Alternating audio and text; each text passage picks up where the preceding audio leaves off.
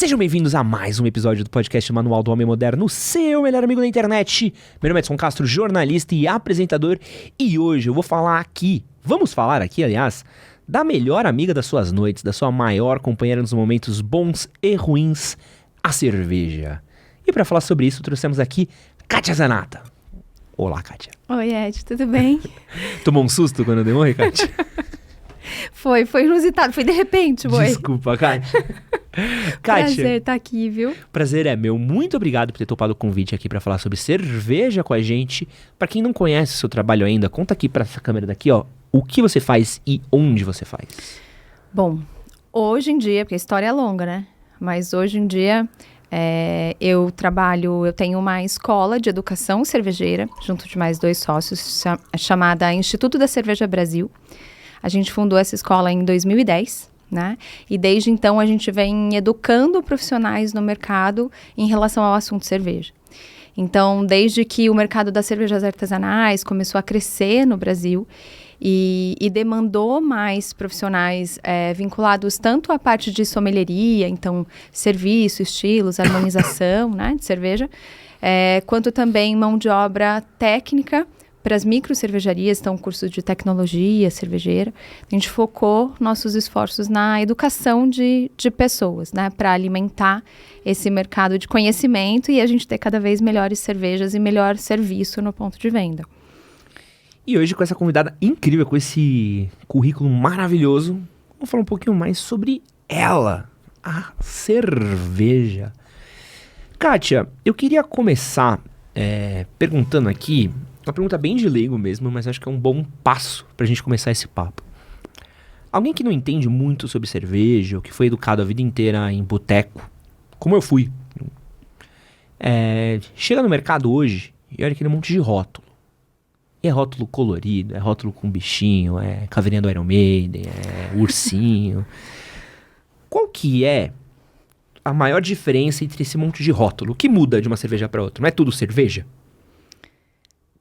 Bom, vamos lá. Você começou pela parte mais difícil, acho que é a escolha no supermercado, né?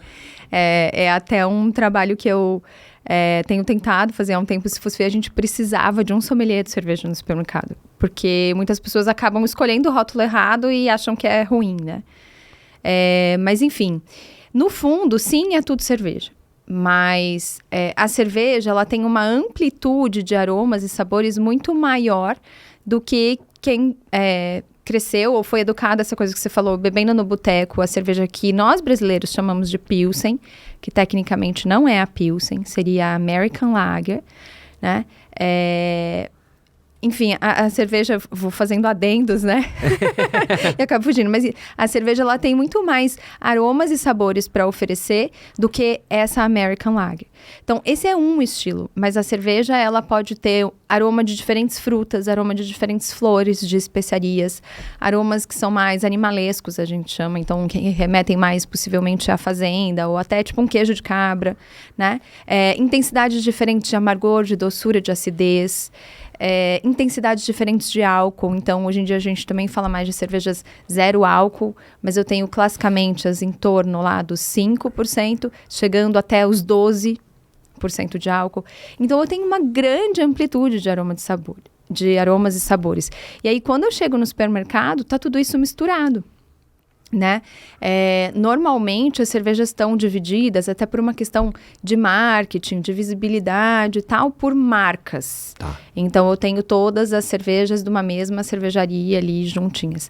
Mas isso acaba sendo mais difícil para o consumidor escolher. Se eu tivesse subgrupos aromáticos, na minha cabeça, né, já penso, seria muito mais fácil para o consumidor escolher. Então que eu tivesse ali tipo assim, um grupinho de cervejas leves e refrescantes. Tá. Isso passa uma mensagem, né?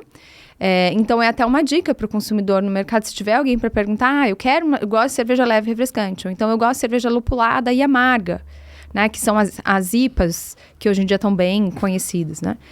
Ou eu quero uma cerveja mais... Você perdeu o som também? Perdi. O que aconteceu aqui, Gabs? Não sei, mano. Ih, já entendi. Eu até achei que... Aí, agora voltou. Voltamos. Voltou. Aqui voltou. Voltou. Desculpa, Kátia. Imagina. Eu quero uma cerveja mais frutada e condimentada, né? Então, ou as torradas que remetem mais a chocolate, café, né?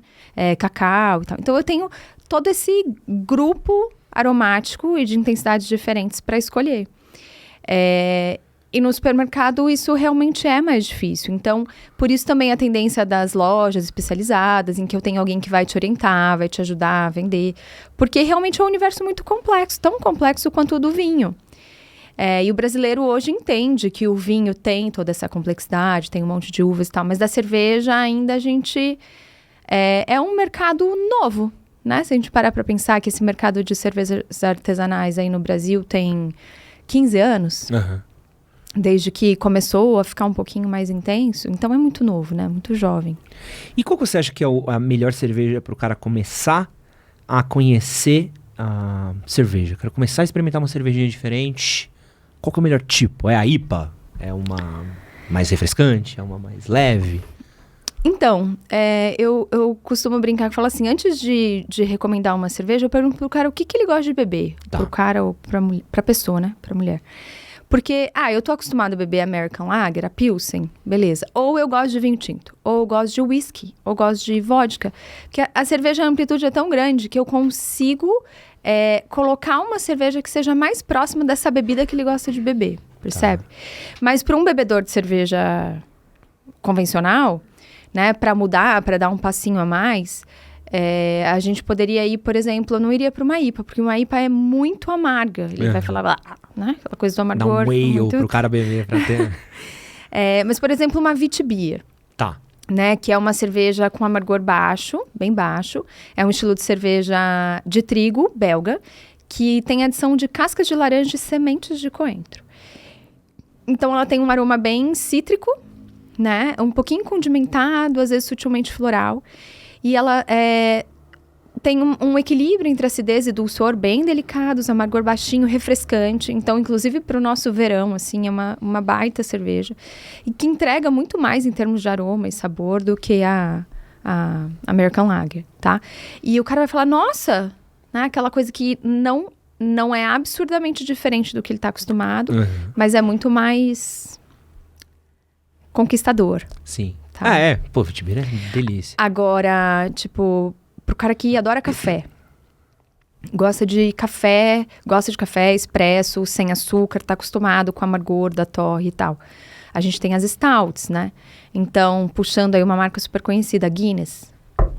Que isso? Guinness é vida, Gabriel? Eu acho que eu também, sabia? No quê? Como Tá assim? de sacanagem, Gabriel. Tá morando...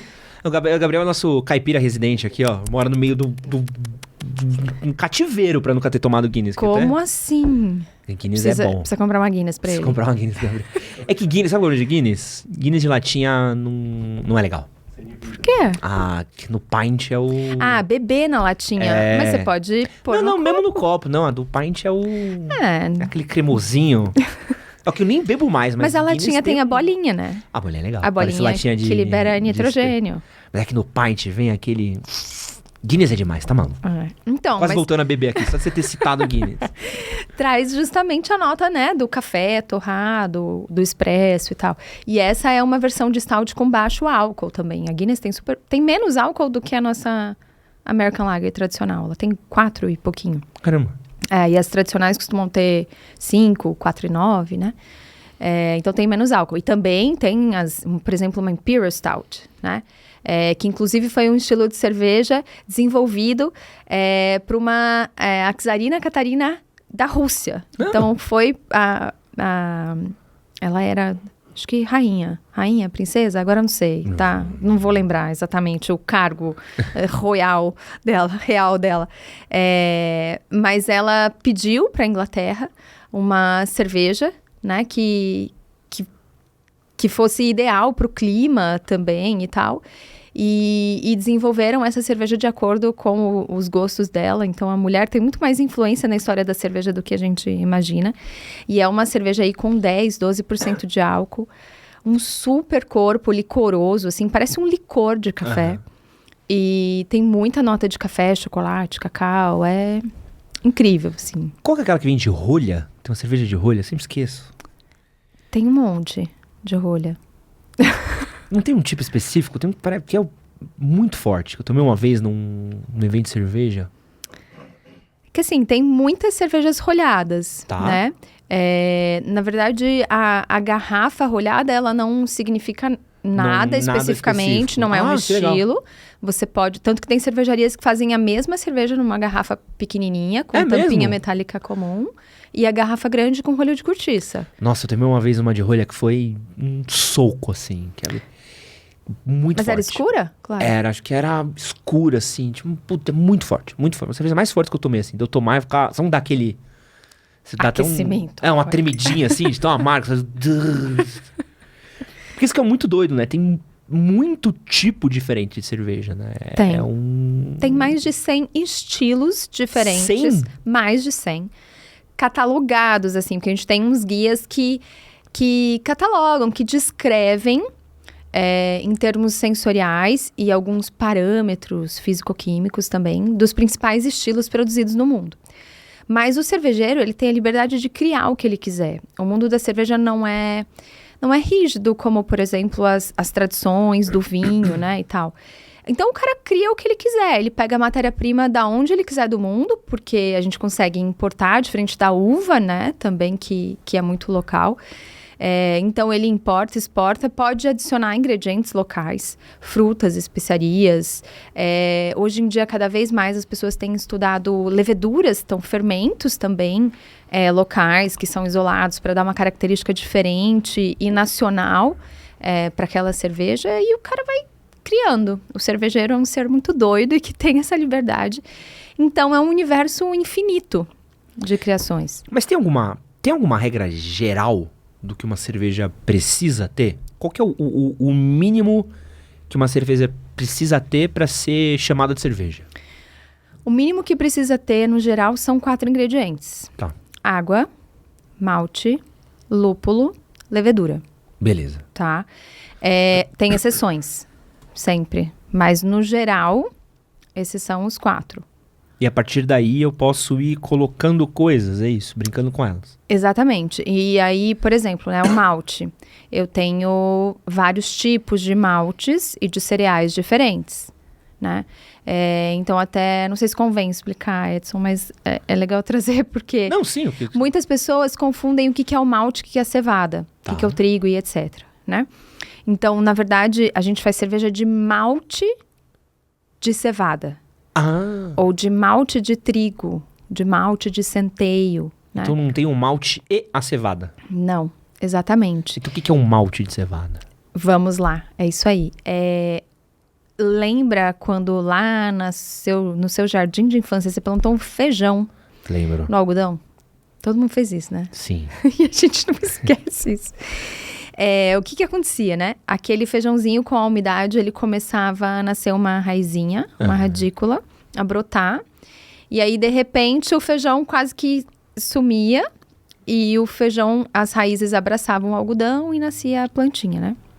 O processo de malteação, ele simula uma parte do que acontece na natureza com os cereais. Então, eu pego esse cereal, eu dou umidade para ele começar a germinar. Chega a nascer aquela radícula branca. E aí, ao invés de eu deixar isso continuar rolando e virar uma planta, eu interrompo esse processo de germinação secando os grãos, tá? Para que eu faço isso? O açúcar que eu tenho dentro de um cereal é um açúcar complexo, é o amido. E a levedura, o nosso fermento, ela não consegue se alimentar de amido. Ela não consegue quebrar amido, né, para sobreviver.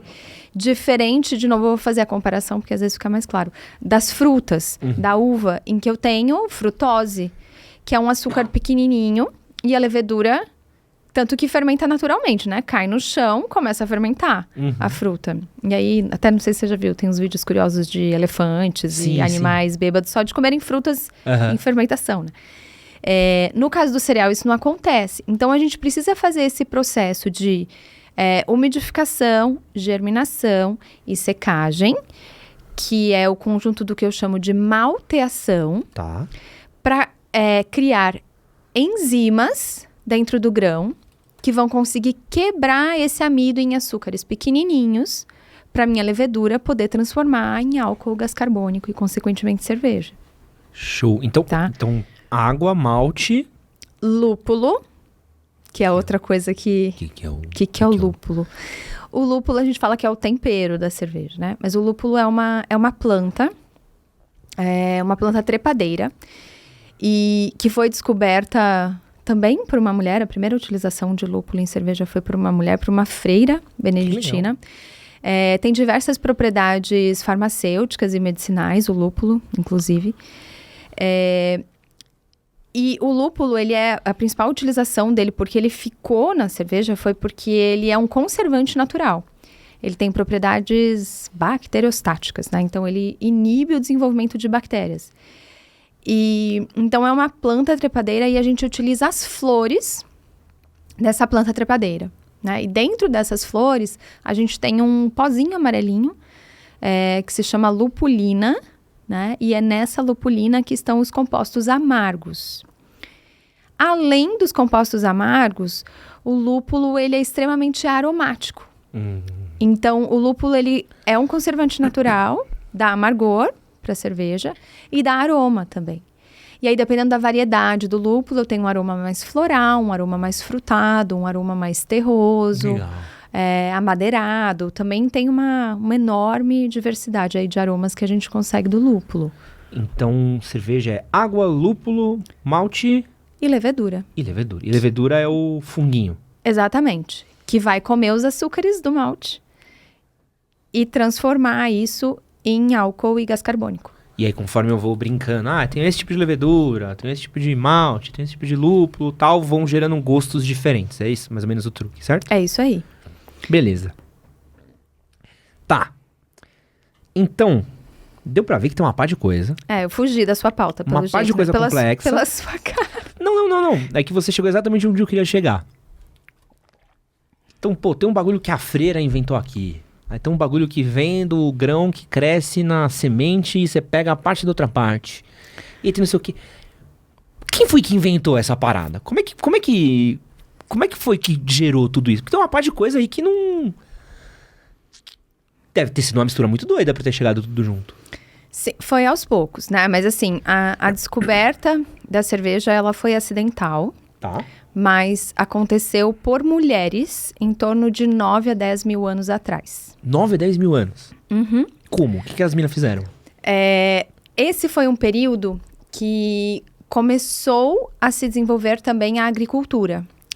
Então, a gente pensa, né, há tanto tempo atrás, os seres humanos eram nômades, eles viviam migrando de região para região, atrás de alimento, de animais, etc. Até que, eu não sei a fundo a história do desenvolvimento da agricultura em si, mas eles começaram a plantar. Tá. Né? E aí eles tiveram que se fixar em algum lugar. Porque eu plantava, tinha que esperar crescer, frutificar para colher, etc. Né? E uma das primeiras coisas que eles plantaram foram os cereais que são parentes de gramíneas, né? Tipo uma grama. Então, era uma coisa bem simples. E a região que a gente está falando é mais ou menos a região onde hoje está o Egito, tá? Que era a antiga Suméria. Então, eles começaram a plantar. E aí, quando eles colheram essa primeira safra de grãos, eles estocavam e aí eles começaram a utilizar isso para fazer alimentos e outras coisas, né? E principalmente o pão foi uma das primeiras coisas que eles produziam com esses cereais. Porque o cereal em si, ele rapidamente funga, então eles precisavam trabalhar, transformar em outras coisas para ter esse valor, né, nutricional. E o que a gente sabe é que acidentalmente um jarro de cereais foi exposto à água, então esqueceram em algum lugar aberto, choveu, esquecido ali por alguns dias. E antes de jogar fora, as mulheres decidiram provar. Alguém bebeu pão molhado, é isso? Bebeu... Basicamente isso. Mas E seu amigo que bebe restinho de cerveja na balada, você acha que ele é nojento? Olha aí o que aconteceu. Então, mas foi a descoberta, né, da cerveja. Então, naquele momento, a gente não tem certeza se foi um jarro de cereais, se foi uma massa de pão mesmo, exposta acidentalmente à água. Mas ela decidiu provar e viu que aquilo não era ruim, Deu grau, né? na verdade. Bateu. E é muito louco, porque você imagina que há 9.000, 8.000 anos atrás, eles descobriram não só esse processo de fermentação, sem, claro, entender o que é isso.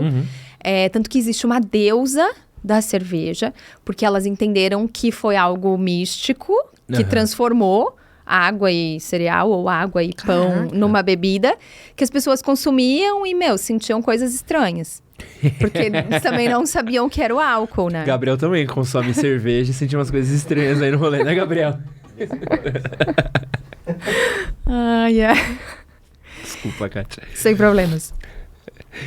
Mas até esqueci, ó. A deusa. A deusa, que é a Ninkasi, né? E aí, eles descobriram, então, não só a cerveja, como a malteação. Porque elas começaram a fazer testes, né? E perceberam que quando eu misturava um cereal, se eu molho um pouquinho o cereal seco e depois eu molho aquilo e faço cerveja, fica melhor do que se eu não molhar o cereal e secar, não ver a germinação. Então, o próprio processo de malteação em si foi descoberto ainda na antiguidade. Pode né? crer. E aí, o que elas começaram a fazer foi temperar, para dar sabores. Na antiguidade, eles utilizavam o que tinha, frutas locais, mel, que acelerava muito o processo de fermentação, porque é açúcar, né? Foi daí que veio o pequeno. hidromel ou eu tô viajando? O hidromel é mais antigo Caramba, ainda. mais antigo ainda. Mas o hidromel era fabricado mais em outras regiões, não nessa da Suméria, do Egito. Era principalmente onde é a Inglaterra hoje, Pode na crer. ilha, né? na Grã-Bretanha. Mas eles adicionavam zimbro, tipo canela, cravo, né? Diversas especiarias, frutas.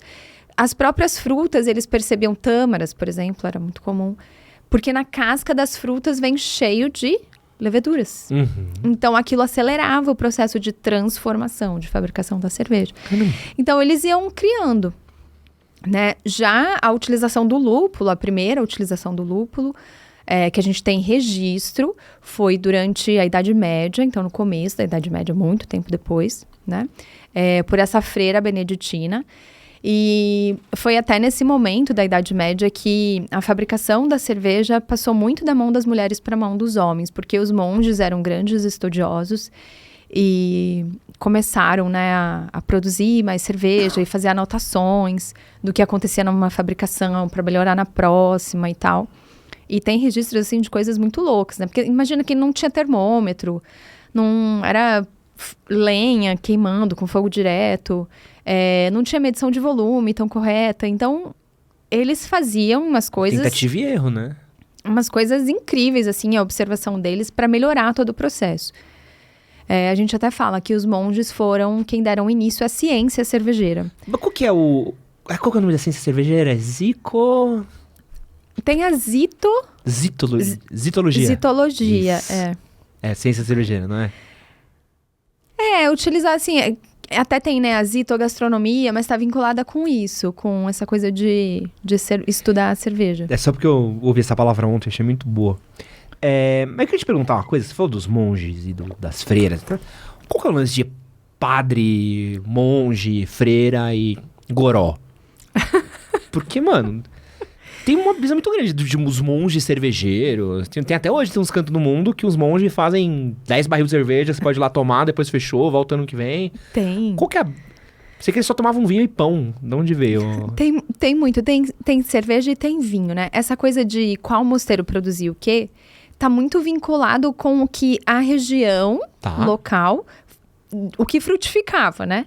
Então, se a gente olhar, tem até uma linha imaginária que a gente divide a Europa, que ao sul dessa linha são países que ficam Espanha, Portugal, França e Itália. Tudo vinho. Tudo vinho. E daí pra cima, onde fica Bélgica, Alemanha, Inglaterra... Batata e grão, né? Exatamente. Então, o que eles tinham disponível? Quem tinha uva fazia vinho, quem tinha grão fazia cerveja. Tá? E essas bebidas alcoólicas estavam muito vinculadas para momentos sagrados.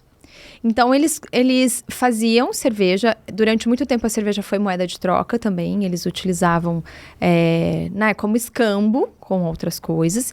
E em determinado momento, quando eles passam a produzir comercialmente para vender, é para arrecadar fundos para manutenção do mosteiro e Caramba, então de tudo que se precisa. Os monges trapistas estavam só... querendo reformar o banheiro, é isso? E se alimentar, e pintar o quarto, também etc. tem essa.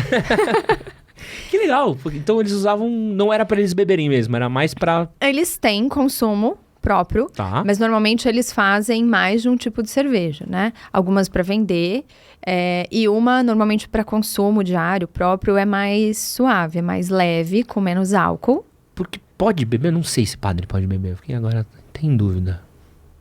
Atualmente, Não sei. não sei. Acho que atualmente não. Acho que pode. Nunca tomei uma breja com padre. Gabriel, você que é da noite. O padre perto de casa bebe cerveja. Mas pode ou você tá entregando o padre perto da sua casa? Gabriel acabou de falar que o padre da vila dele bebe breja. Eu acho que pode. Durante a missa ou não, Gabriel? Só pra... Tem uma Kaiser no altar com ele. Após a missa, mas deve beber. Realmente não tenho a menor Não, ideia. eu acho que pode. E assim, uma coisa curiosa, né? Durante a quaresma, por exemplo, não sei atualmente, tô falando dos períodos lá da Aham. Idade Média, que é o que eu... Atualmente, eu não sei. Mas os monges não podiam consumir nada sólido, só podiam consumir líquidos. E é daí, inclusive, que vem a Pão história de líquido, que né? cerveja é o pão líquido. Então, eles faziam um mosto bem... O mosto é quando a gente moe o malte, Aham. mistura com água, e aí começa o trabalho das enzimas que vai quebrando os açúcares e proteínas, transformando em pequenininho. Então, a gente consegue solubilizar esses açúcares e proteínas na água. E aí, vira o que a gente chama de mosto, tá? Então, tudo bem simplificado, lógico, Por né? favor, não. Tô reduzindo anos de ciência cervejeira ajuda em nós, uma gente, ó. frase de Se você é um 5 segundos. estudiólogo, é um grande entusiasta da Você cerveja... me desculpa. Esse aqui é o guia para amadores. A aula avançada a Kátia tem lá no Instituto da Cerveja, tem o Isso, PhD da cerveja lá. Lá você pode cobrar ali o termo técnico. Aqui a Kátia tá falando um bando de imbecil, Não, que no vamos caso falar sou assim eu e o dos nossos Gabriel. ouvintes. Não, eu e o Ah. Gabriel. Os ouvintes são melhor que a gente, né, Gabriel? Gabriel bebe e eu tô aqui só de orelha. Então, esse é o padrão que a gente tá? Então, pode simplificar mesmo. Então, vamos voltar pro mosto simplificado, né? Sim. Eles faziam um mosto bem concentrado. Aham. E naquela época, a fermentação não era como é hoje, em que eu consigo controlar com inúmeros parâmetros e garantir que todos os açúcares são fermentados e virem álcool e tal. Então, assim, teoricamente, se eu tenho um mosto bem concentrado, é um mosto com bastante açúcar, que se eu tiver uma fermentação completa, eu vou ter uma cerveja bem alcoólica, Uhum. tá? Mas naquela época, isso não era tão perfeito, nem a mosturação em si, nem a fermentação. Então, acabava ficando uma cerveja com um pouco de álcool e ainda muitos açúcares e proteínas. Então, alimentava efetivamente os monges, né? E tinha um pouquinho de álcool. Aí você Legal. olha a foto dos monges na Idade Média, eles estão tudo meio encostados, assim, no barril.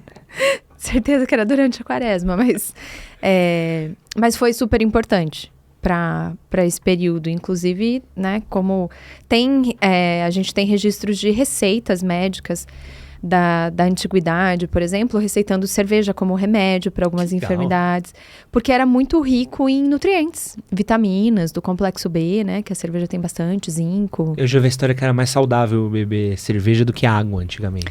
É isso mesmo, porque a água era contaminada, né? E não era fervida, né? Exatamente. Eles não sabiam que ferver... Na verdade, não sabiam que existiam micro-organismos, né? Então, a cerveja tinha essa garantia, que fervia, matava tudo, e aí não tinha problema beber. E tem histórico de registros, né? Que eles banhavam recém-nascidos com cerveja, ao invés de água, que diminuiu muito a mortalidade. Caramba. É muito louco. Assim. Cerveja salvou a humanidade. Se não fosse cerveja, a gente não estaria aqui. Você já salvou a noite de muita gente, né, Gabs? Já salvou o rolê de... Eu vou beber feliz agora. Vamos Um brinde aos bebês lavados na cerveja, né, Gabriel? Boa humanidade. Eu posso agora falar isso na roda de cerveja. Várias histórias, hein, Gabriel? A gente tocou em vários tópicos. E aí... Vou até cortando aqui, que foi respondendo um monte de Baguncei coisa. tudo sua lista. Não, mas a gente conseguiu seguir uma ordem boa. Eu quero seguir aqui, falar um pouquinho sobre essa coisa de tradição de mundo mesmo e tudo mais. Por que a gente tem... Eu já viajei, já fui para alguns outros países. E uma coisa que eu sempre reparo é que cada canto tem uma cerveja muito diferente. Então, eu lembro... Cerveja americana, normalmente, a cerveja mais pro povo geral, acho horrível. Apesar das artesanais deles serem ótimas, mas a cerveja mesmo... horrorosa. A nossa cerveja mais aguada. Quando eu morei em Londres, bizarro, assim, um monte de coisa. Cerveja muito forte, quente. Por que foi mudando tanto a cultura se os elementos são tão parecidos da cerveja, assim? Quanto que você acha que o fator de cada país, cada tradição afetou o consumo e a produção da cerveja? A tradição de cada país afeta 100%, né? Eu acho, a produção de cada cerveja. Acho que você tem o gosto local, você tem a temperatura local. E lá atrás, quando esses estilos eram produzidos, também a gente não tinha globalização, né? Então, assim, era o que era produzido de lúpulo, malte e as tecnologias desenvolvidas localmente que eram utilizadas. Então, se a gente parar para pensar assim, né? A gente chama até de escolas cervejeiras. A gente considera 4 atualmente, que são a escola alemã, inclui também República Tcheca e Áustria, tá? A escola inglesa, que inclui também Irlanda e Escócia. A escola belga, que inclui um pouquinho de França. E aí a do Novo Mundo, que é mais recente, que seria a escola americana de cervejas. Então, se a gente pegar as 3 do Velho Mundo, né? Esses estilos de cerveja, eles foram se modificando ao longo do tempo. E o formato que a gente tem deles hoje são muito recentes, tipo século XX. Tá. Por quê? Porque tudo isso dependeu de tecnologias que foram se desenvolvendo. Então, lá atrás, a gente falou de um adendo aqui só, eu já volto para lá atrás, mas a gente falou de leveduras. Existem também vários tipos de leveduras, tá? Existem 2 grupos principais de leveduras que a gente chama de ales e lagers. Tá. E que aí são 2 subgrupos que geram estilos de cerveja diferentes. Então, as ales são leveduras de alta fermentação, que a gente chama, que fermentam a temperaturas mais altas, em torno dos 20, 18 graus. E as lagers são temperaturas de baixa fermentação, que fermentam a temperaturas mais baixas, em torno dos 10 graus. Por que eu tô falando isso? Porque as lagers, que são estilos de cerveja como Pilsen, como muitos estilos alemães, como a cerveja tipo Munique, né? Que existe, escura, tem Munique Helles, Munique Dunkel, tem Bock, por exemplo, estou citando alguns mais conhecidos, a Oktoberfest, tá? São estilos de cerveja que só conseguiam ser produzidos durante o inverno, porque por seleção natural dos micro-organismos no ar, eles conseguiam produzir cervejas assim. O que essas cervejas têm de diferente das ales? No geral, as lagers são cervejas mais, se é que eu posso chamar de limpas, porque essas leveduras, elas basicamente transformam açúcares em álcool e gás carbônico, e o que aparece em termos de aroma e sabor na cerveja é mais malte e lúpulo, tá? As ales, que são as leveduras de alta fermentação, além de álcool e gás carbônico, elas produzem muitos compostos aromáticos.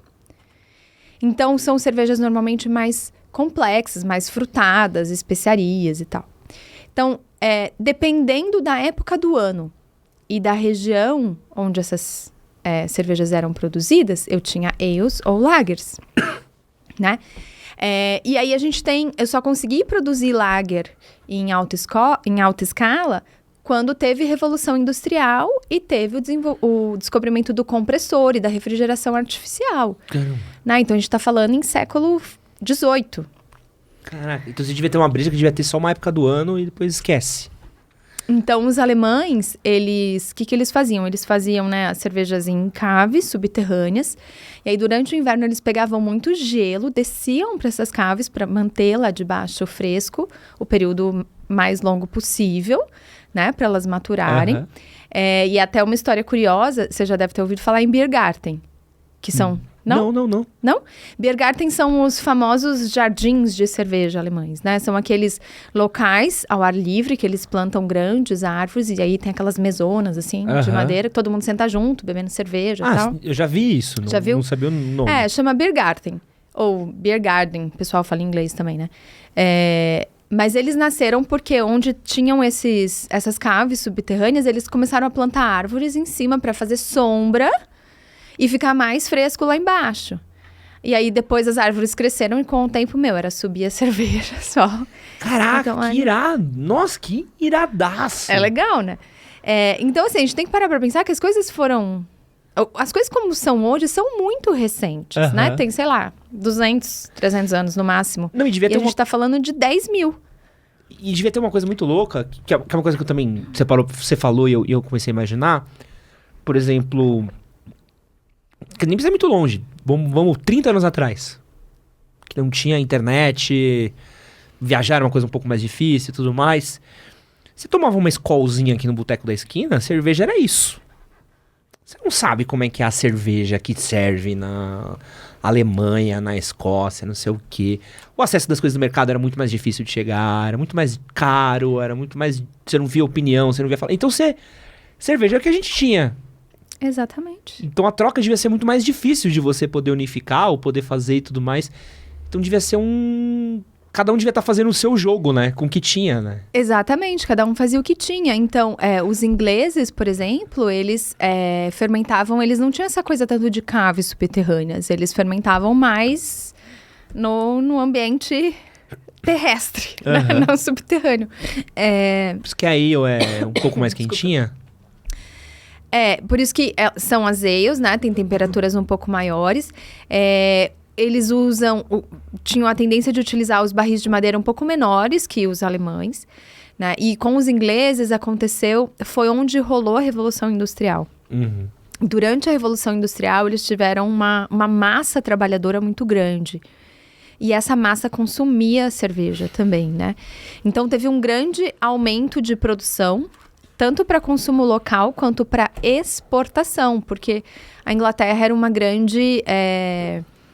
potência, né, mundial. Então, para exportar, por exemplo, lembra que eu falei que o lúpulo tem aquele poder conservante? Então, foi uma coisa que eles fizeram testes e eles foram aumentando a concentração de lúpulo nas cervejas inglesas para aguentar o período de transporte até as colônias para onde eles levaram. A própria India Pale Ale tem um pouco a ver com isso, né? Como o estilo se formou. Porque os ingleses que iam para a Índia queriam consumir cerveja inglesa lá. E aí era de 4 a 6 meses de viagem. Cervejinha maturando ali. E aí precisava de lúpulo. Então, por que no geral as ales inglesas são mais amargas também, né? Por isso, porque eles utilizavam mais lúpulo por uma necessidade também de transporte. Então, tudo tem um porquê, sabe, na história, assim. Por que são mais escuras? Porque a tecnologia para um preparo de malte clarinho, que eu consigo secar com temperatura mais branda, né, controlado, também é super recente. Antigamente, eles secavam o malte muito com até o fogo direto. Então, a maioria das cervejas tinha um aroma defumado. E aí, primeiro, eles conseguiram tirar o defumado, né, com uma secagem diferente, com a ausência de queima da madeira e fogo em si, mas não era tão controlado, então o malte ficava mais escurecido, então as cervejas, consequentemente, ficavam de âmbares a marrons, e aí, conforme eles foram melhorando as técnicas, as cervejas foram ficando mais claras. Então, a Pale Ale ganhou esse nome porque foi a primeira cerveja pálida que veio depois das Porters e Stouts. Caramba! E a cerveja bem clarinha mesmo, né, que foi a primeira que eles conseguiram fazer bem clara, foi a Pilsen Tcheca, que nasceu na cidade de Pilsen, na República Tcheca. E aí a gente tem 1642. Uau!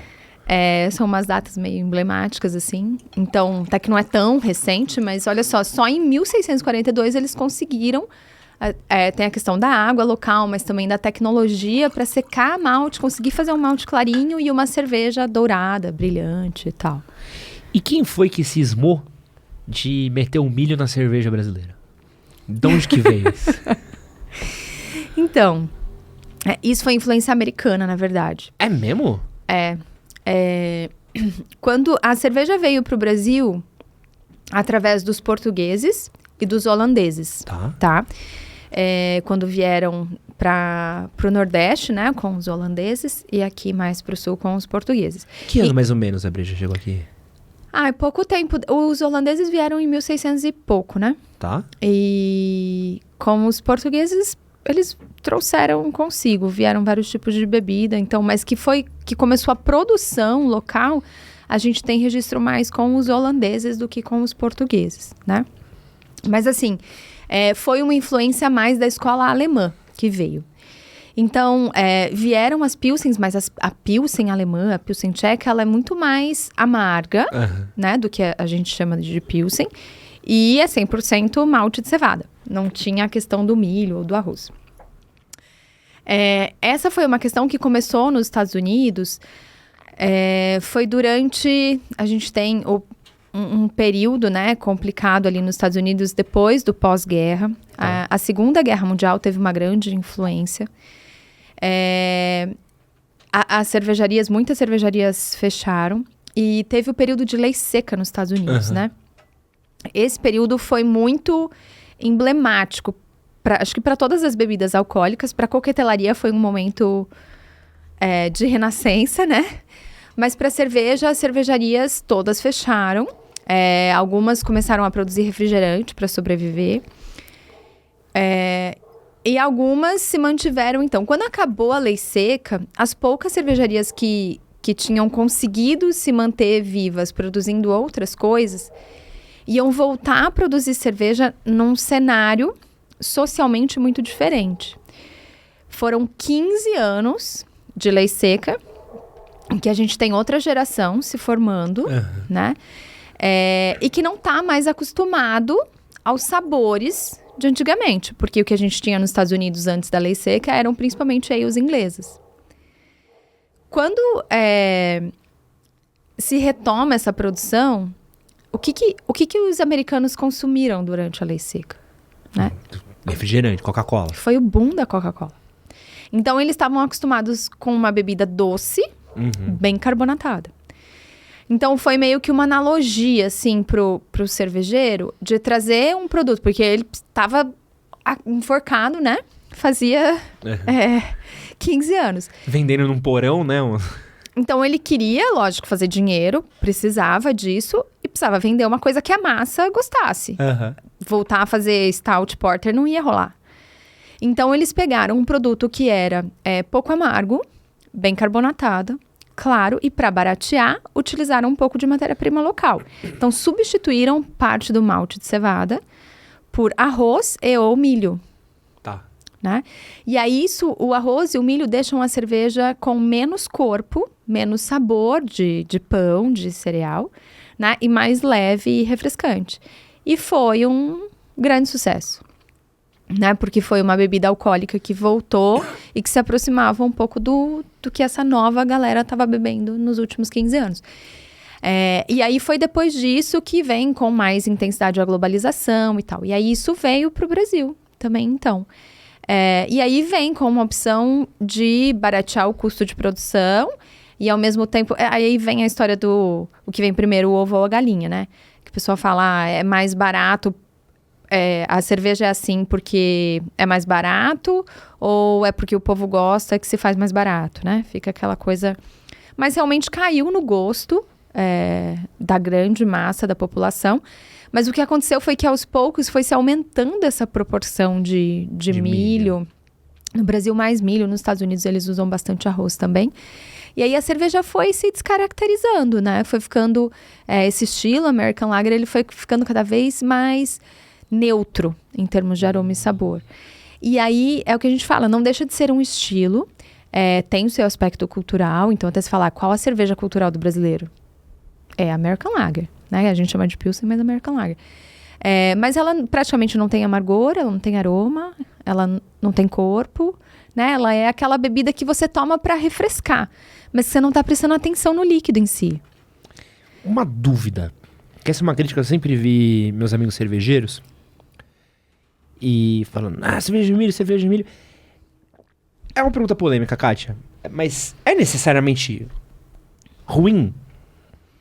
É necessariamente menos melhor? Ou alguma coisa... Se pessoas tomam, se é um gosto muito específico, é algo ruim ela ser feita de milho ou não? É bem polêmico, realmente, esse assunto. Assim, eu tenho duas... Eu não sei se são duas visões, mas assim, a gente pode olhar isso de duas formas. Uma é essa, como eu falei, né? Que eu acabo agregando tanto milho que eu fui descaracterizando o produto original e deixando ele muito leve e muito neutro. Por outro lado, eu estou usando um ingrediente que é mais abundante nacionalmente, né? Que acaba valorizando um pouco mais, de certa forma, o nosso produto, a nacionalidade e tal. Mas eu posso fazer isso de outras formas. Então, tem estudos aí também para fazer uma cerveja 100% de milho, por exemplo. Hoje no Brasil não seria legal, não cabe dentro da nossa legislação. Mas, sei lá, cerveja especial, não sei. Aí teria Cural alcoólico, assim. teria que arrumar uma brecha nisso. Mas eu preciso de outras artimanhas, né? Porque, assim, a composição nutricional do milho e do arroz é diferente do da cevada e do trigo, por exemplo. Então, principalmente a questão da concentração de proteínas é bem menor. E a proteína é super importante para o processo de fermentação, para não dar defeitos aromáticos, para a composição da espuma, por exemplo, né? Se eu não tenho proteína, não formo espuma. Então, tem um monte de aspectos que precisam ser driblados aí, talvez com outros ingredientes, com aditivos e tal, para conseguir fazer. Mas tem bebidas tradicionais, você já ouviu falar da chicha? Não. A chicha é uma bebida andina. No Peru, por exemplo, eles produzem bastante, né? E é fermentado a partir do milho. E aí, só que lá tem aquela grande variedade de tipos de milho também, né? Milho roxo, milho gigante, milho pequeno, não sei o quê. E o comum eram comunidades indígenas. As mulheres mastigavam o milho e cuspiam. A cara dele foi ótima. Voltar. Eu tinha anotado Tite aqui pra ir atrás. Vai riscar. Tite não. Não, hoje em dia, as comunidades mais tradicionais ainda fazem assim, mas... E por que as mulheres? Porque tem umas curiosidades malucas, né? E eu vou emendando as Por curiosidades. favor, isso é ótimo. Mas é porque na nossa saliva a gente tem a alfamilase, que é a enzima que quebra o amido. E as mulheres têm uma concentração de alfamilase maior do que os homens na saliva.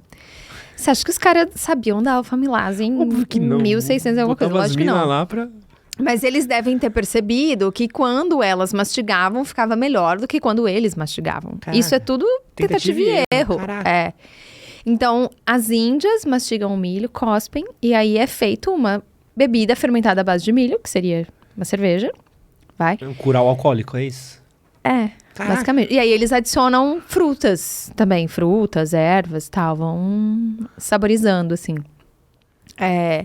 E é uma coisa super tradicional. Você viu que a Kátia respondeu e não respondeu, né? A pergunta aqui que eu nem vou fazer pra Kátia, vou fazer aqui pro Gabriel aqui, ó. Se abrir a geladeira da Kátia, tem cerveja feita de milho lá? Só pra gente saber. Saindo do assunto polêmico, Kátia. Vamos pra um menos polêmico agora. Eu tava assistindo televisão ontem e tava tendo um anúncio de uma cerveja nova que tá chegando no Brasil. Vou até falar o nome, ninguém tá patrocinando aqui, então tudo bem. O pessoal da Tiger, né? E tem lá muito forte, assim, cerveja puro malte. E é uma coisa que eu tenho visto cada vez mais sendo reforçada. A gente teve, acho que a Heineken foi a primeira que chegou muito forte falando disso, de ser puro malte. Tivemos algumas marcas brasileiras também, com linhas puro malte também. Por que nesse mercado nosso aí, dominado por cerveja de milho, essa coisa agora de ser puro malte tá virando um novo patamar dentro das cervejas?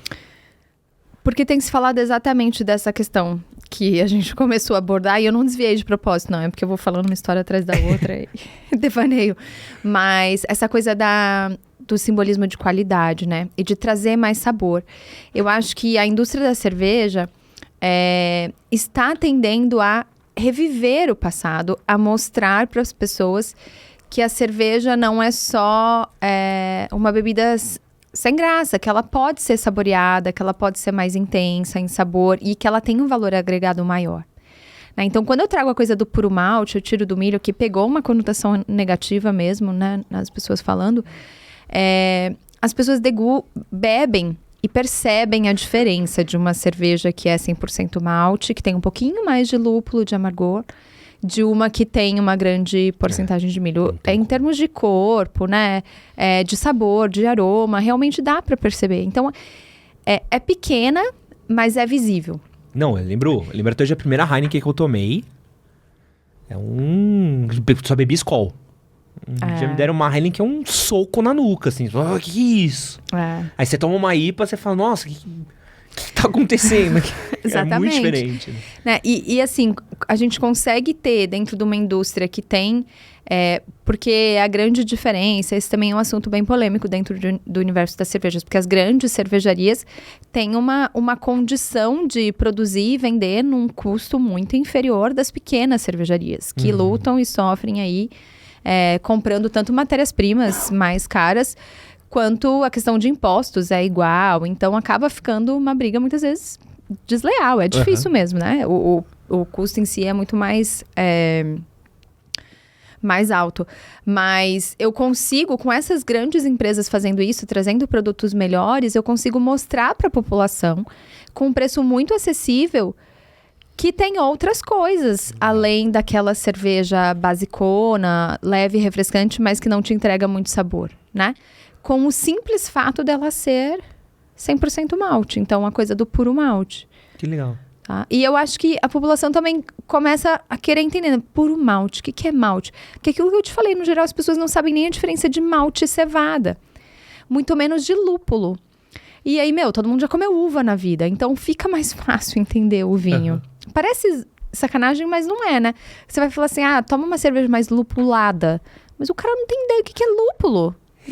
Eu não sei se você tem essa impressão, e aí é uma impressão minha, pode ser uma coisa um pouco elitista, pode ser uma coisa até burra, assim, mas acho que você talvez seja a melhor pessoa pra me explicar. Morei um tempo fora do Brasil, conheci um pessoal que morava fora, vivi um pouco fora, fiz algumas viagens. Eu tenho a impressão que fora daqui tem uma gama maior das pessoas, as pessoas têm um conhecimento maior sobre bebida, ou pelo menos tem um discernimento maior de opções diferentes, assim. Então eu lembro de sentar num restaurante e ver, aquela mesa, aquela pessoa tá tomando uma cerveja, ali a pessoa tá tomando um vinho branco, ali é um vinho tinto, ali é uma cidra, ali é um... E ver que a coisa era muito mais democratizada, mais geral, do que aqui, que normalmente quando eu sento num bar e vou ver, é uma cerveja padrão e às vezes uma cachaçinha, uma caipirinha, uma coisinha aqui. Quando eu tô falando aqui do PF da esquina, mesma coisa. PF da esquina daqui, vamos pensar no PF da Europa, o PF dos Estados Unidos. Tem um PF. Mas eu sinto que às vezes a gente não criou muito essa cultura ainda aqui, dessa democratização de entender bebida, de ter essa gama. Não sei se é uma impressão minha. Não, eu acho que você tá 100% certo com os países que você citou, né? Com as regiões que você citou. Então, pensando na Europa, que é justamente o berço dessas bebidas, né? Nos diferentes países, tanto dos diferentes vinhos quanto das diferentes cervejas.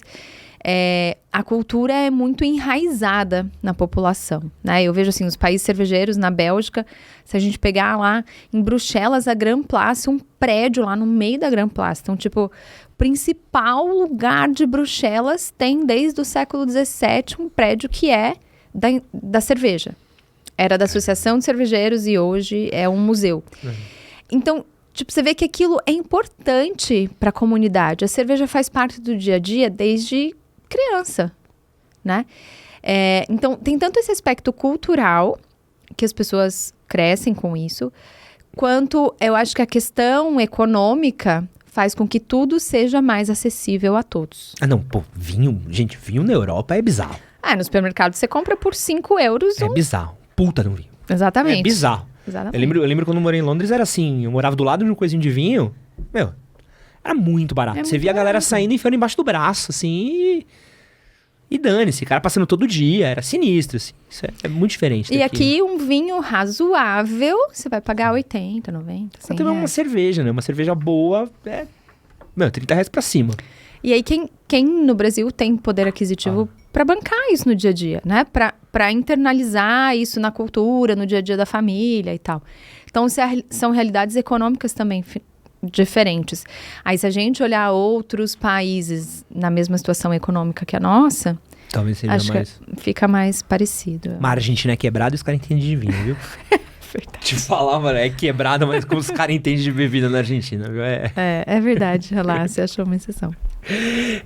Por que a gente... Não, mentira, eu falei isso aqui, eu quero já encaixar em outra coisa. A gente falou um pouquinho de mercado nacional, beleza. Então, a gente tem toda essa situação econômica maravilhosa que a gente tá vivendo aqui no Brasil. E eu lembro de acompanhar bastante, assim, muito por causa de pessoas com que eu convivia, muito por causa de pautas que a gente abordava no canal antes, acompanhar o boom das micro cervejarias no Brasil. Pô, já entrevistei o Garrett Oliver. Nossa, que animal. Aqui? Não tem aqui, podcast? mas tem pro site. Tem uma entrevista com o Garrett Oliver, tem o Vou livro olhar, autografado. Amo o Garrett. É incrível. Tem aqui o guia da cerveja dele e tal. Chegamos a acompanhar bastante, assim, no começo das micro cervejarias. Só que como eu parei de beber, como eu parei de acompanhar, uma coisa que eu meio que desliguei, porque nunca foi meu rolê. Então, eu queria entender de você hoje, como é que tá a situação atual das micro cervejarias no Brasil? Eu vi que teve uma parte de aquisição, eu vi que teve algumas quebraram, algumas acabaram sendo adquiridas. Como é que tá esse mercado hoje, assim? A gente tá... Como é que tá A curva a ascendente. curva, tá pra cima ou tá pra baixo? Tá pra cima. Tá pra cima mesmo? Tá pra cima, bem pra cima. Deu uma desacelerada durante a pandemia, Tá. obviamente, né? Que em 2019 a gente teve um crescimento, assim, de cervejarias, acho que foi de 48%. De Uau. 2008 para 2019, foi bem intenso. Mas até recentemente saiu um relatório anual do Ministério da Agricultura, que é quem regulamenta, né, as cervejarias no Brasil, que em 2021 eles computaram 1.550 cervejarias no Brasil. Então, e foi um crescimento de aproximadamente 12% de 2020 para 2021. Então, mesmo num cenário pandêmico, tem um crescimento considerável. Tá. E é diferente do cenário das cervejas mainstream, que a gente chama, né? As de grande volume. As artesanais estão mostrando esse crescimento. E mesmo com todas as dificuldades que a gente tem, né? Então, é um cenário ainda positivo, tá? A gente tem aí, se for colocar, dá mais ou menos no Brasil, hoje a gente tem a cada semana umas 3 cervejarias novas. Caramba! E dessas 1.550, vamos dizer que umas 100 são de tamanho maior e 1.450 são artesanais. Então, é um número expressivo, né? Acho que a gente continua crescendo. E somos o terceiro maior produtor de cervejas do mundo. Aí não só de artesanais, mas né, em termos de volume global. Então, eu acho que o cenário, ele é promissor. Deu essa diminuição no crescimento por motivos óbvios, né? Porque tá tudo mais devagar. E na pandemia, no geral, gastronomia, cerveja sofreu muito. As cervejarias se viraram aí para fazer delivery e tal, porque as cervejarias artesanais, o principal consumo é no ponto de venda, é no bar, no restaurante, né? Não, era um trampo, E né? tava tudo fechado. Eu lembro que tem uma cervejaria aqui em cima, na rua de cima, pequenininha, artesanalzinha assim. E, putz, os caras tiveram que fazer... Se viraram rebolar nos do jeito 30. que dava pra conseguir vender, como envasilhar, como mandar, como fazer, Mas, cervejeiro se vira nos 30, é Se assim, vira, né? não Com a tem criatividade que É tem muito pra... punk rock, né? Cerveja. É bizarro. Eu fui muita cervejaria pequena, é muito engraçado, que é muito... E agora a gente vê assim, a galera tá... Acho que deu o tempo, né? E o pessoal tá consumindo. Mesmo, eu trabalho muito com evento também. E tá super voltando a demanda de evento, de degustação, harmonização. Que legal. Durante a pandemia eu fiz alguns à distância, online. Mas não é a mesma coisa que o presencial, né? E agora tá voltando. Então, acho que aos poucos vai reaquecendo e Quem que é voltando. o público da cerveja hoje? O jovem, ele tá consumindo mais? Porque o jovem que eu vejo só bebe corote. Que mais que bebe, Gabriel? Corotinho flavor. É o jovem na idade do Gabriel. Na nossa idade, jovem? Não. O Gabriel já não é mais jovem, não. O Gabriel, a vida já tá ganhando dele lá já. Meu irmão fez uma festa de 18 anos esse dia, só tinha corote. Não tinha uma latinha de Skol. Se eu te falar que eu não sei o que é corote. Você é muito... Eu vou falar que você é muito sortuda. É cerveja? Não. O que é corote? É veneno. Jesus. Não sei, eu tô velha, gente. Jovem bebe corote e Skol Beats. É isso. Era a Jurupinga da nossa época, será? Muito mais forte. Eu descobri hoje Mas que eu sou Jurupinga- um pouquinho mais velha que você. É um pouquinho? Sou. Mas tudo mais Jurupinga. Bebi Precisa bem. contar. Bebi bem, Eu Jurupinga. bebi também. Bebi. Puta. Enfim. Enfim, vamos voltar pro Você sente que o jovem, ele tá indo atrás de cerveja? Ele tá consumindo? Como é que você vê? Sim, aos poucos sim, mas tanto que, por exemplo, eu sou engenheira de alimentos, né? Aham. Eu fiz Unicamp e tem a tal da semana de engenharia de alimentos para os alunos e tal. E anualmente eu vou dar palestra sobre cerveja. E é muito legal que vários alunos depois vêm nos procurar, acabam fazendo curso no Legal. instituto, então acabam sendo instigados e consomem. Mas claro, de novo, a gente tem a questão econômica. Não é todo jovem que tem o poder aquisitivo. Quando a gente olha pesquisas mesmo, o público fiel consumidor, vai começar lá dos 25, 30, mais ou menos, é a fase que mais consome, até por questões econômicas mesmo. E tem alguma iniciativa pra chegar com um povão mesmo assim, com uma cerveja mais artesanal, um trampinho um pouquinho melhor? Ou seja, que ainda é um passo um pouco mais largo do que as pernas? Olha, eu acho que, na minha visão, é o lado positivo das aquisições das grandes, sabe? Então, por exemplo, a Heineken, né, que tem as marcas como Eisenbahn, Baden-Baden, que são boas cervejas artesanais, e que são mais produtos de entrada. Porque também não adianta eu dar para um cara que bebe Skol, que nem você falou, dar uma IPA para ele. Meu, o cara vai falar, essa cerveja artesanal é tudo horrível. Não dá para eu ir assim, na pancada. Então, eu preciso fazer essa transição. E aí, são produtos que tem Eisenbahn, por exemplo, a long neck, que tem um custo-benefício maravilhoso, né? E que consegue fazer isso. Então, pegar o cara que não tem grana para pagar R$20 numa long neck, né? Que às vezes custa 15, 20. Que vai pagar 4, 6. E que consegue, aos poucos, fazendo essa transição. Então, eu acho isso muito bacana. As micro cervejarias em si, muitas vezes, não conseguem chegar nesse preço. Principalmente numa IPA, que tem muito lúpulo. Então, o lúpulo é super caro. Se eu boto mais lúpulo, a minha cerveja fica mais cara, né? E aí existe um movimento, até uma coisa louca, mas a gente vê que países, quando conseguiram retomar e essa ascensão da cerveja artesanal, que a gente chama, que aconteceu nos Estados Unidos, que teve o renascimento na própria Inglaterra e tal, teve a ver com um incentivo governamental também relacionado a impostos, né? Porque quando eu reduzo um pouquinho os impostos, eu consigo melhorar esse preço e vender por um valor mais acessível. Então, a gente, no Brasil, essa é uma questão complicada, né? Não sei se... Mas como a gente sempre tem esperança, quem sabe? Eu acho que pra gente conseguir dar um boom mesmo, é muito provável que a gente precise dessa ajuda aí. Mas só fazer cerveja com suplemento. Não teve aí o corte de imposto do suplemento? Chama o Cariani. Você faz uma cerveja de whey e tá resolvido. Nossa. Olha. Milho com whey, pronto. Ai, delícia. Juntei a proteína com Jesus amado. E aí, tem um outro tópico que eu botei aqui. A gente falou de cerveja e tal, tudo mais. Vamos supor que o jovem Pedro assistiu esse podcast aqui, ouviu, falou, caraca, que top. Pá, esse bagulho...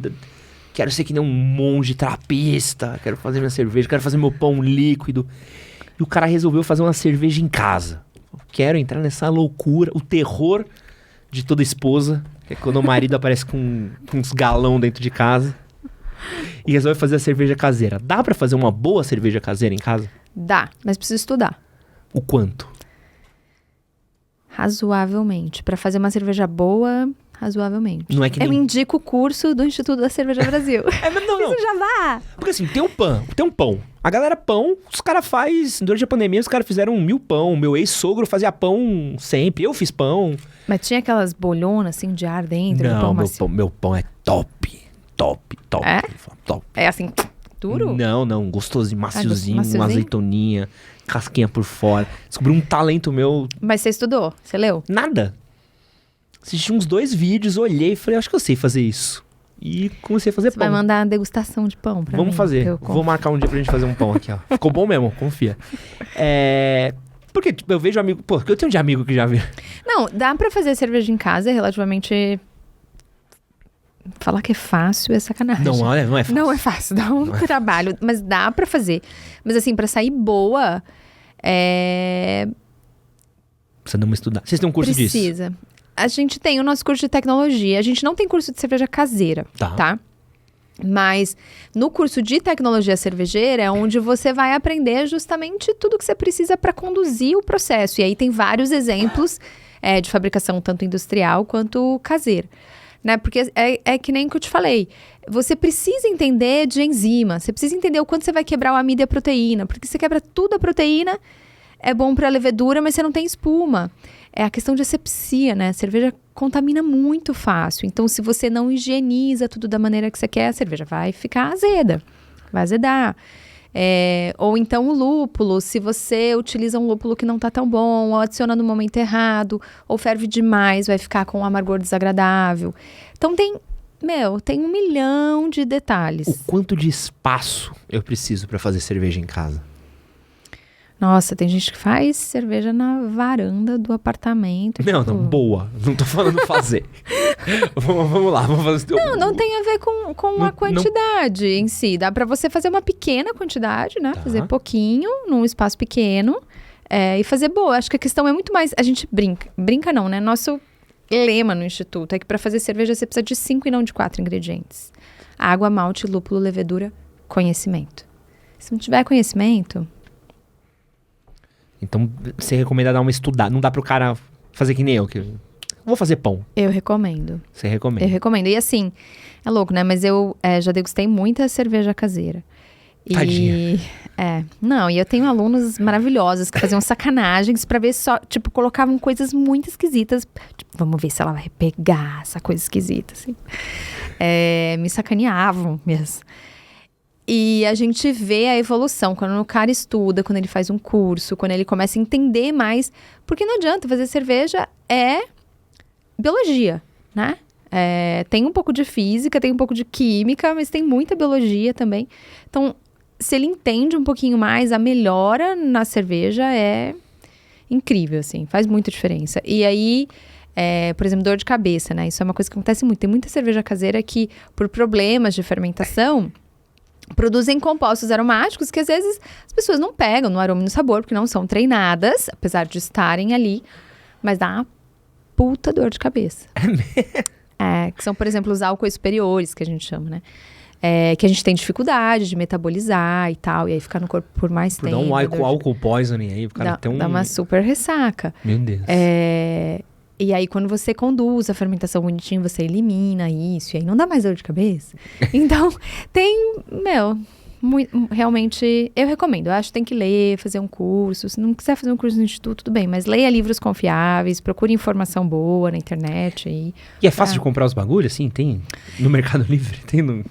É mesmo? Tem, e hoje em dia tem várias lojas especializadas, né? Que vendem porcionadinho, pequenininho. Então, hoje em dia é fácil de encontrar. Pô, até Mercado Livre. Você que assiste o canal aqui, que fizer a sua cerveja na sua casa, manda aqui pra gente que o Gabriel vai degustar. E vai falar pra gente se deu dor de cabeça ou não, né, Gabriel? Então, nossa. Boa sorte, Gabriel. Tem que ser boa a cerveja. Pô. Façam o seu melhor. E aí eu quero aproveitar que eu tô com uma especialista aqui. Pô, não é todo dia que a gente tem um baita de uma especialista em cerveja aqui. E aí, Kátia, você vai ter que fazer pra gente recomendações. Quais cervejas você recomenda hoje? Fechou o caderninho bem nessa pergunta lá. Pra gente, assim. Se tivesse que recomendar, mas pode ser grande, pequena, é mais gosto pessoal seu. Não precisa se comprometer. Fala assim, pô, pro cara que tá vendo esse programa daqui, que tá assistindo esse vídeo, você fala assim, vou deixar aqui umas 2, 3 cervejinhas aí, lição de casa, pode até ser mais, mas só pro cara ter de lição de casa, pra ele experimentar, pra ele começar a apreciar um pouco mais. Eu falei rótulos, quer que eu fale estilo? Quer falar rótulo? Que eu acho mais fácil. Pode ser? Vai se comprometer? Não, eu tô pensando porque, a gente tem cara do Brasil inteiro ouvindo a gente, né? E às vezes nem tudo tá disponível. Vou falar uma coisa que tá disponível aqui em São Paulo e...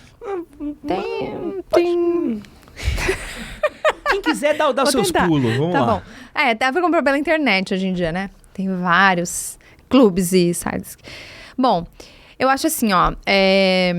Cada cerveja, por exemplo, eu, né? Você fala assim, qual a sua cerveja favorita? Eu não consigo eleger uma. Porque eu acho que tudo depende do momento, depende do clima, depende do que vai acompanhar, né, e tal. A gente não falou de harmonização, mas eu acho que combinar cerveja com comida, é uma coisa maravilhosa. Quem não fez precisa fazer, porque muda nosso conceito. Às vezes uma cerveja aqui sozinha, você não tomaria. Talvez aquela forte, olhada que você falou. Aí você põe com a comida certa, com a sobremesa, que fica maravilhoso, por exemplo, muda seu conceito sobre a cerveja. Mas, vamos pensar assim. Então, primeiro os bebedores de American Lager, né? Que são os tradicionais. Vamos dar um passo, então vamos pegar a Witbier, né? O estilo Witbier. Então, uma bacana que eu recomendo. Vou dar 2 rótulos, vai. Vamos falar da Vedette, Maravilhosa. É, eu maravilhosa. amo. A Vedete, ela é assim, né? Então, aquela que a gente chegou a comentar, cascas de laranja, sementes de coentro, amargor bem baixo, bem refrescante. E tem um outro rótulo que seria a Hoegaarden, tá? Boa pra arregaçar Que também. também é fácil de encontrar, desse estilo Witbier. Tenho boas lembranças de Hoegaarden. Eu trabalhava num bar que servia Hoegaarden e tinha servia de pint e tal, bonitinho, uma torneirinha. E eu lembro que toda vez que a gente saía do bar, a gente podia levar um pintzinho pra casa. Aí Hoegaarden era o meu pintzinho de boa noite. Gostava demais, marcou muito o Hoegaarden pra mim. Desculpa, então. Delícia. Imagina. Aí, vamos pensar numa lupulada? Acho que tá muito na Boa. moda, né? Pra quem escuta falar do IPA pra cá, IPA pra lá e tal. Então, IPA significa India Pale Ale, né? Só esclarecendo aí a história. E são cervejas que têm um amargor mais elevado, aroma de lúpulo também mais intenso. E as que estão mais na moda no Brasil são as versões americanas, tá? Porque a gente tem versão inglesa de India Pale Ale e versão americana.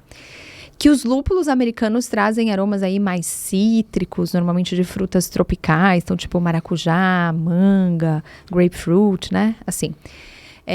Então também uma que a gente consegue achar, por exemplo, que era importada, mas a Heineken adquiriu, produzida no Brasil, é a Lagunitas IPA. Lagunitas. Então também é uma IPA fácil de encontrar e que tá bem fresquinha, tá bem interessante no mercado. E, aí eu até deixo fora de marca, porque cada um pode procurar a IPA local, e isso é muito legal, né? O consumo local.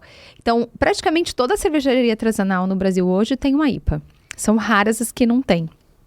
Eu já pensei aqui em uma, que é a Bamberg, aqui de Votorantim, que faz, é focada em estilos alemães, então ela não faz IPA, né? Mas, no geral, a maioria faz. Então, prove a sua IPA local. Procure a cervejaria mais próxima de você, né? E prove a sua IPA local. Acho que é uma lição de casa também, provar uma IPA. E, por fim, uma terceira dica, então, pra gente... Uma cerveja leve, refrescante, frutada, uma lupulada, e vamos pegar uma torrada. A gente pode falar de uma Guinness, né? Acho que Guinness é um clássico, assim. Que é uma cerveja que tem a nota de café. Uma Guinness no Finnegan's.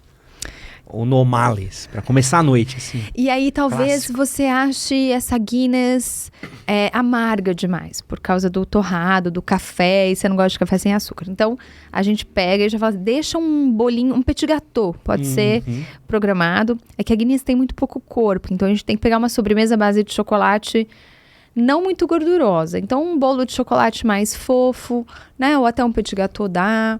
Tô pensando um cookie, Boa. né? Um brownie do Luiz. Top, já comeu? Não.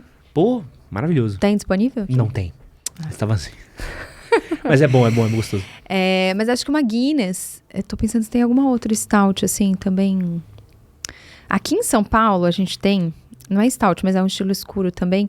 Chama, você já ouviu falar na cervejaria Avós? A Foz não conheço. Aí- Não tem bebida. Então Mas procure saber. procure saber. Procure saber. É muito bacana, assim, o conceito deles tem a ver com as avós mesmo. Aham. Então, tem uma, Vó Maria, Zen, o nome Que da legal. cerveja. E tem a ver com a avó do cervejeiro. E eles têm uma cerveja que é uma Baltic Porter, na verdade.